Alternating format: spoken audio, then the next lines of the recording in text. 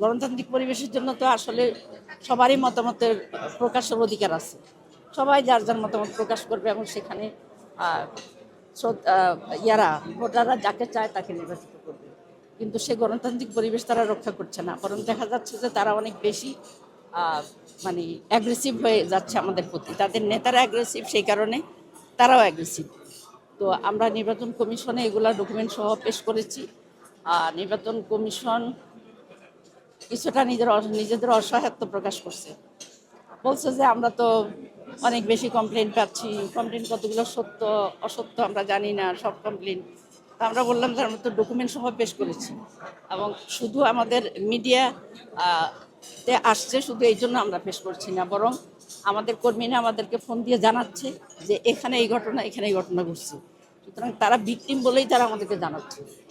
এই কারণে আমরা ওনাদের কাছে এটা উপস্থাপন করলাম। এবং আমরা তো মাঠ পর্যায়ে কাজ করছি, আমাদের কর্মীরা প্রত্যেকের বাড়ি বাড়ি যাচ্ছে, এবং মহিলাদের আমাদের উপরে যে আস্থা, বিশ্বাস এবং ইসলামের প্রতি ভালোবাসা, এবং আমরা যেহেতু ইসলামকে নিয়েই কাজ করছি এবং তাদেরকে আমরা মানবিক জীবন, সুন্দর জীবনের আমরা আকাঙ্ক্ষা মানে পেশ করছি, এবং তারাও আমাদের প্রতি সাড়া দিচ্ছে। আলহামদুলিল্লাহ আমরা মনে করি যে আমাদের বিরুদ্ধে যে সমস্ত অপপ্রচার, বিশেষ করে আমাদের আমির জামাতের মতো একজন পরিচ্ছন্ন পরিচ্ছন্ন মনের মানুষের বিরুদ্ধে যে অপপ্রচার, এটা বুমেরাং হয়ে তাদের উপরেই বর্তাবে। এটা মানুষ তাদেরকে প্রত্যাখ্যান করবে। ইতিমধ্যেই নারীরা এটা জানান দিয়েছে অলরেডি।